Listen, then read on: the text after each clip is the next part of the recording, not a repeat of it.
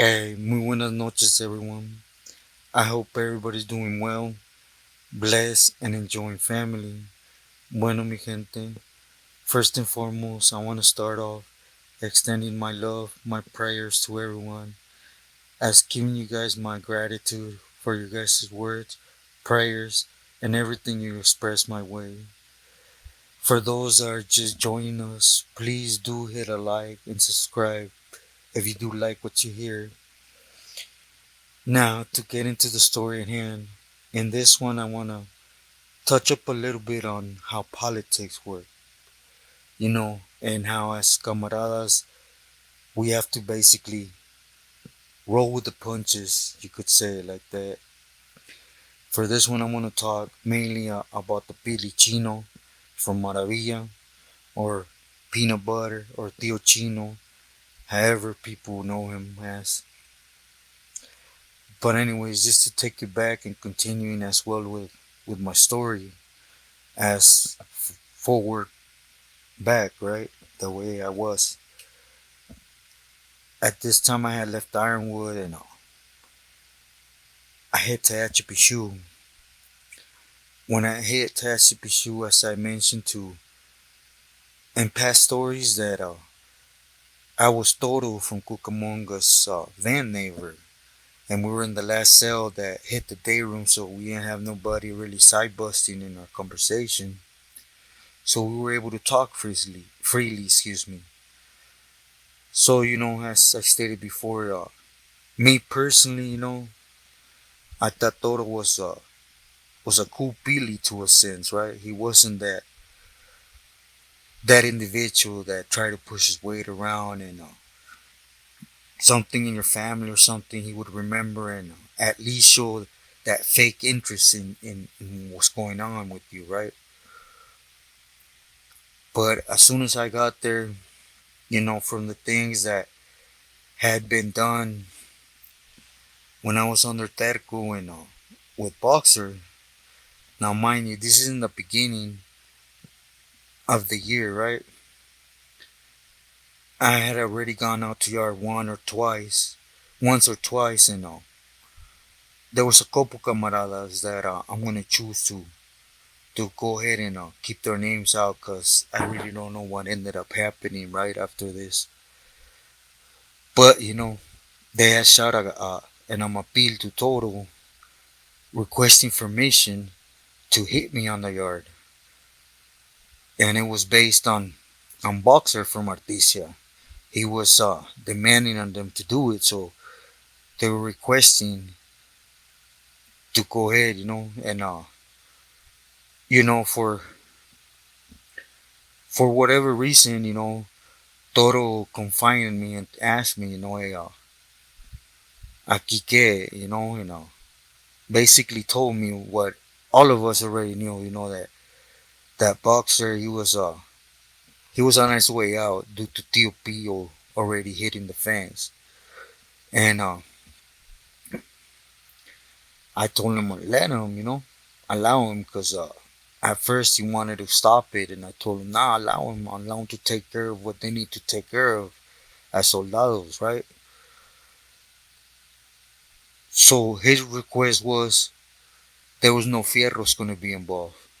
They were going to go out there and defend their tio's honor, and he was going to put me on notice, though, to go ahead and when time yard recall came, to go ahead and hit the corner and boogie, you know, as campoleros, we're entitled to defend ourselves, right? So at this, he assigned a cool camarada with me, the homie Chino from Azusa. He was a little soldado and a real cool person, He was upstairs with the homie Spooky from La 18, from Southside 18. But we were in the same concrete yard. So the time came, right? And we went out there. We did our rutina. We played our handball. We got our mobilis around to where they needed to go. And 10 minutes before Yarico, then all four of us, we hit the corner of the yard, and you know, we booted up and we went to town. But we literally went to town. I mean, every single one of us walked out of the yard like we had gotten stabbed. Mainly because of the block gun, and I don't know, for those that been in those concrete yards like Tehachapi, in the corner they have literally a pistol that carries five gallons of pepper spray or mix, with warm water, and it hits you like the warm water to open up your pores and for it to go in you. So, anyways, I'm not gonna get into the details of the boogieing down and stuff, cause that's not why I'm here for. You guys know that. But needless to say, I gotta show my respects to the young homie Chino, cause he's a soldier straight up. The other homies, they did what they had to do. And if it would have been different with pedazos, but T didn't want it to go down that route, because again, he wasn't one of those peelies, right? I'm sure he's done it, but he, at least in the time that I ran across him, he wasn't about taking careers, especially when it came to a greedy peely, right? He rather saved those that he thought were solid. Well, these exact words came from him, right? Because when we went in there and they did their thing, asked us if somebody had gotten stabbed, if we needed medical attention. Of course, all four of us said chales. We don't even need to go see the MTA. We're cool. And if she wants to see us, she could come see us at the cages. We weren't going to walk out there and conversate with them. So they did their thing. We went back in the cell, and you know, for the next 3 days of those that gotten hit with that thing, I went through it, man. And remember I used to shoot an appeal up to Chino and tell him, hey, that's his thing today. It was just playing around, right? Like, again, I got in a lot of love and respect for him, because he didn't have to go out there and buck up with me. My celly was a short timer, so he raised his hand to go out there and do it. After 1 or 2 years, we had chopped it up. And Toro got at me and told me, hey, aquí qué hacemos? So I was like, what? And he told me, yeah, I just got word that Boxer checked in. It happened within a week or so after this incident. And I told him there's nothing to do. And he told me, estos vatos. And I told him, man, just if you want my word, that's senseless.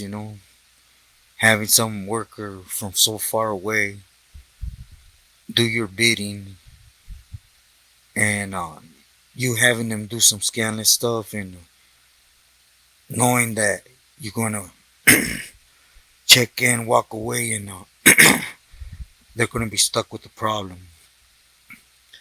They're soldados.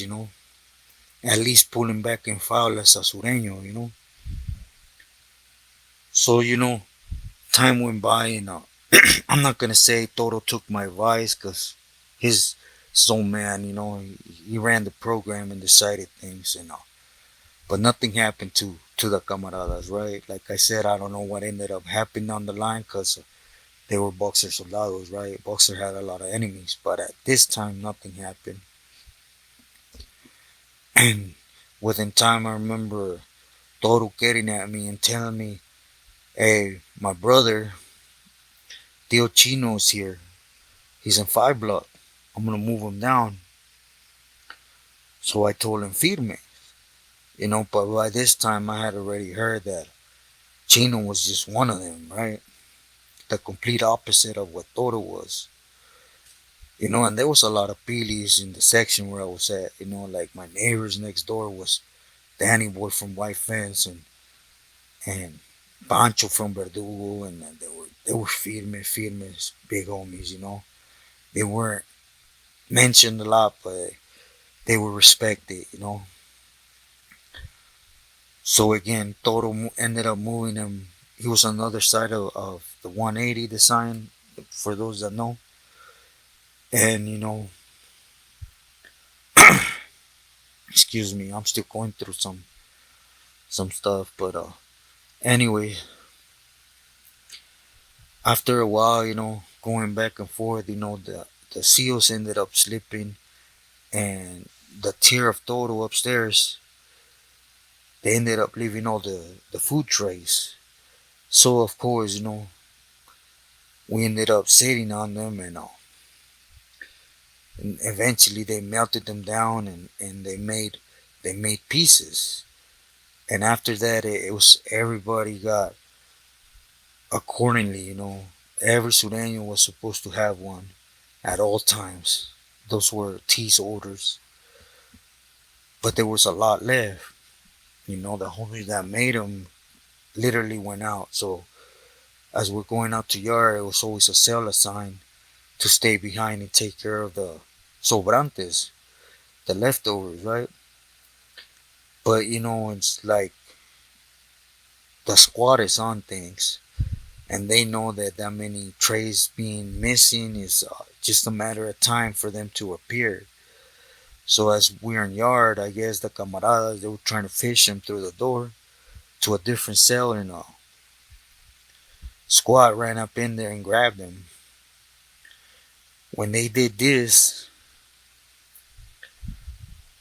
of course, it was a young homie that had dealt me the bottle, from Azusa, and a Celi and two other Celis from E that were in the midst of these things, right? They ended up right away moving them to a different block in the shoe, and squad got scared, and that's when they ended up flying Toro out of there up to Pelican Bay. So when Toro left, right away Chino had the SEALs move him up with the homie from Ontario. So we were then neighbors. And I don't know how they organize themselves. I believe it's through antiquity, or I don't know, because Chino had a lot of love, a lot of care from other members that I seen in person. And but they came to the conclusion that he was going to take over. Like I said, there was quite a lot of pilis there and as far as I knew, it was first come, first serve, right? Always. They were never to step on another carnal's toes. It was always whoever was there before, that was his place. But again, it was their decision. So right away when Chino took over it, things changed from a complete 180. It was no more regulations, no more hands-on. He didn't want you fishing unless there was something important. He didn't want you talking outside the cell. And if you violated anything, any rule that he had implied, your checada was you going to get hit. You weren't going to be removed, period, but you were going to get wet. you know. And but again, via the vent that we had conversation, to me it was pretty cool, especially because he came from the era of my first Ellie Raul, right? I guess they were real cool at one point. So as I was looked at as Raul's kid, well, I'm not gonna say we clicked because that never would. It's gonna happen, but he was famous. But I knew it was just to a certain extent, right?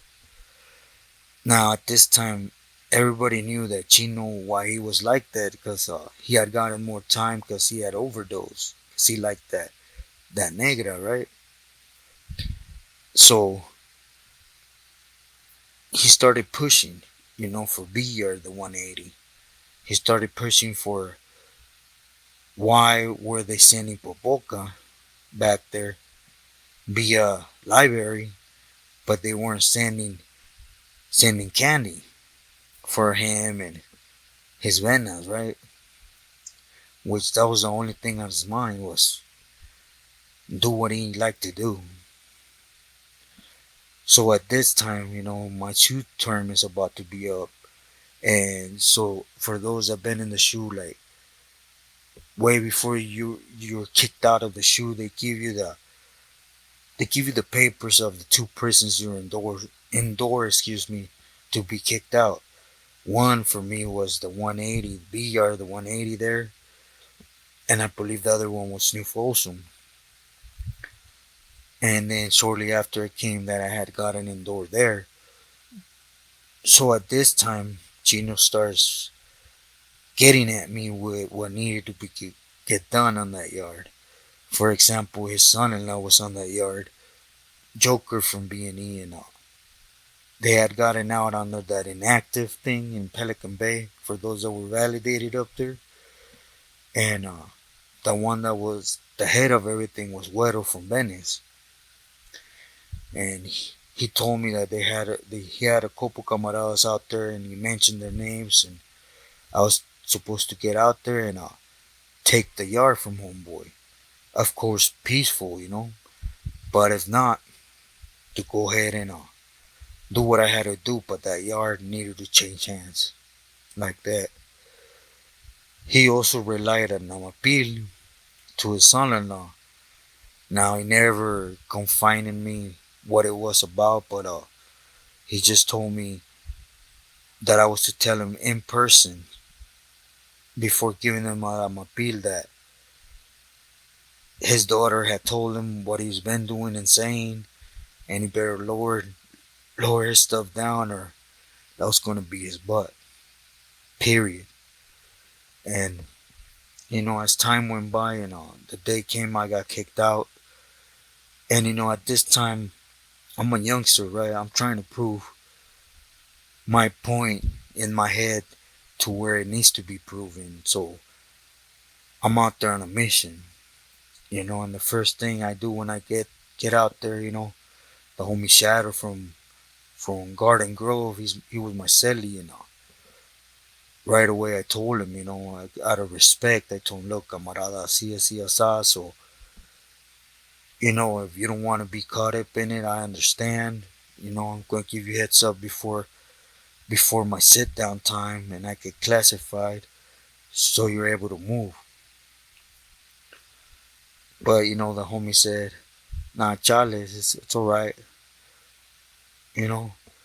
So, as I'm there in Reds, I sneak out though, because, again, I'm a youngster, hungry with proving my point, or at least in my head, proving that I'm worth it, to say it like that. It's just the way my thought of mine at this time. So I sneak out, I ask the camarada to loan me some blues and stuff, and I get out there, I sneak out. I sneak out right away. I see, Shadow, Toro, Ocho, that were the people that were already aware of me getting out there, and they've been out there, but they were waiting on me to get out there to get the play going. So right away, the first thing is, I go through the yard looking for Güero, and when I do find him, I address him, hey, Güero, mucho gusto, mi nombre es de Santa Rosa, I'm getting out from 7 block, and this is that, and he told me what's up, and I told him, hey, let me have a palabra with you, por favor. So as we're talking, I told him, look, Güero, the Pili Chino, he's mad, You're touching down back there with Popoca, but you're not sending candy, and he's aware of what's hitting here. He's also aware of the you dealing with other races to the point of trading, owing, and stuff that is not allowed. He told me to tell you, you're not a youngster. You sat back there for 10 years, so you know what the program is. Now, as I'm talking to him, this older vato, he pops up and he goes, do you know who you are addressing? You know who I am, you know who my father-in-law is. So right away when he does that, I told him, look, homie, con todo y dar respeto, I know exactly who you are. You're Joker from VNE, and you're the Pilis, and you know, Nierno, right? I also have a message for you. He told me he's aware of everything you're doing with his daughter, and if you don't slow your roll, that's your butt. So just so you're aware, man, be on your best behavior while I'm out here, cause the one I'm touching to, and in contact with, as I'm here for, is your father-in-law. Ay, disculpa if my language drags. It's just that no medication, but anyways. So anyways, he backed up and he stayed quiet. You know, at this time, for those that know, you know, yard ain't too long in the 180. You know what? You got a couple hours in the morning and then day room at night. So, and I told him, look, güero, at the end of the day, it's just like this, homie. You know, I know you answer up to your deal, whatever. I got I got a sign to do directly from the deal, and I'm gonna get it done, homie. And whatever you want to read into that, read into it. And I'm saying it with the utmost respect. I got some other things to do before I go in. I'm gonna sit down 2 3 days, and when I come out, you know, I expect an answer. If you want to run it across who you answering to, or even get at the deal back there, por favor do so. So, anyways, I took off, and like I said, I had other cosas to do for different pilis, you know, like for choppers from 18, you know, cheese bus, like I said, Danny Boy,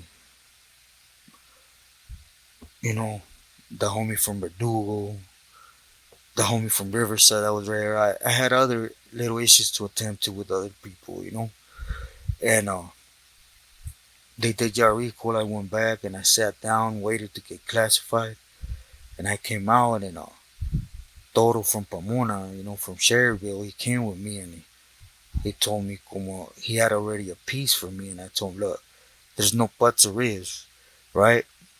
And he said, Simon, ya sé. And I told him, si el vato dice que we gotta wait for an answer or anything that's not, go ahead, homie, we to boogie. Just stay trucha and don't put steel in Joker, cause that might have a little backlash. Now, keep in mind, you know, at the end of the day, you know, we're sureños. But for this individuals, like for my case, I want to speak for me. This is the stupidity that my mind would generate. I'm out here in the yard trying to earn points for a Pili that's hurt because he's not getting food for his venas. Just think about that, man. I'm literally at a point in life to put some steel in another individual because the individual ain't feeding his habit. And that's all the game is. You're either putting steel on someone because they it's a debt. They ain't complying with bringing in dope. You're moving dope and not cutting them right. It's one thing or the next, but it has to do with their habits and their pockets. We don't speak about this was basura. He had trash on his name. It was none of that, man. It was all about him not touching down with candy.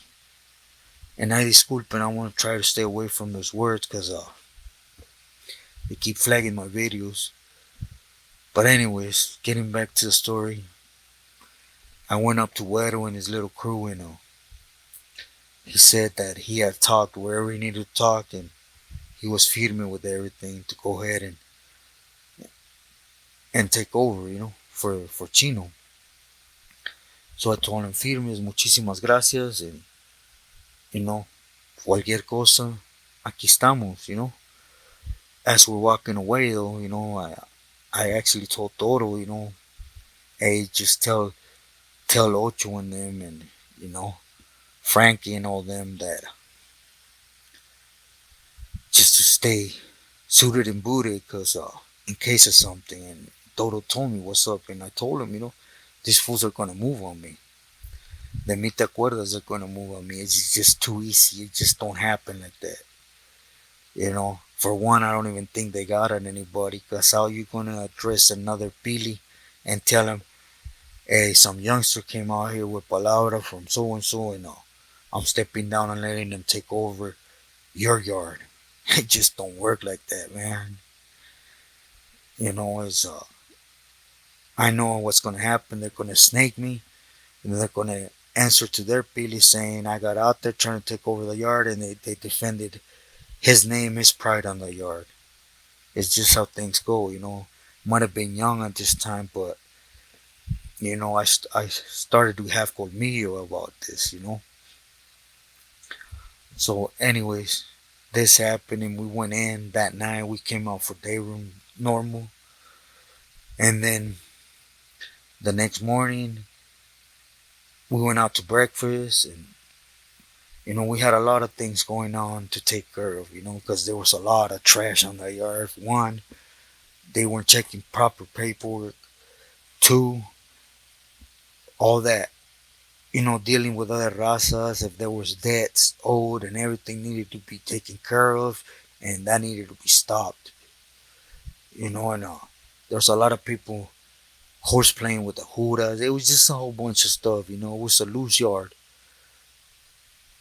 I don't know if the homie being back in the shoe, he just felt to take it easy. I don't know, or he felt he had that much weight on him to do as well. I don't know. Whatever it was, there was a lot to be taken care of. So that night we didn't come out either, and right away we knew it was a lockdown, right? So when we did ask someone, they told me that a couple kites, 1030s had gotten dropped, and he had said there's been recently shoe kickouts that had palabra to put out on the yard to have all the Judas whacked and removed due to a captain, a sergeant that was, one of them, and which was a lie, a complete lie. There was no such word that came out from the shoe. And so, anyways, we had our thing, and we ended up hiding it like real good. And they came building to building doing searches, and they had already came to my cell and searched. And they didn't find nothing. And a couple days later, it was 2, 3 in the morning, and they cracked my door. And when I tried to, you know, react, they threw shot grenades, and they basically dragged us out the cell. And right away, they took us to A block where the hole was on B side, and it was basically the 1030s that got dropped were on me, saying that I was the one that had recently gotten out with that palabra to the people on the yard. And again, it was all lies. So time went by, and they ended up moving me back to 7 block. So I got at the Tio, at the Pili. And at first he was upset, right? He was upset, and just to give him time, and he was going to take care of the vatos, because as myself knew that it was these vatos that dropped the kites on me, because they didn't want to man up that way a soldado was supposed to, per se, at least in the dumb way of thinking and talking. So they decided to use the Judas to remove me. It was just common sense. They were all the only ones that were going to gain something from me leaving the yard. So he said, I am going to take care of it. But, again, more obvious it couldn't have been, right? They took over the yard again because even though a lot of the ones that were going to help me got rolled out, excuse me, some stayed back and they were, Guero took back over the yard. And next thing you know, every week, Chino's getting his dulce for his headache, right? And once he started receiving it, and everything got forgotten. Screw everything he had assigned me to do. And screw them snitching on me. He was getting what he wanted. What was worth everything for him. And everything got forgotten. Now, the reason I tell this story is for those youngsters that, that are like I was, eager to jump and prove yourself, not question things, just take care of whatever needs to be taken care of that's assigned by one of these individuals. It's how quickly things change. At this time I was a lifer, but what if I wasn't? What if the homie bucked it up and he would have gotten the best of me? I would have gotten the best of him. And for what? To feed a dope fiend's habit? Just because his bandit was hungry and they weren't sending him any packages? So he was butthurt, but all that disappeared once, he put some candy in it, right?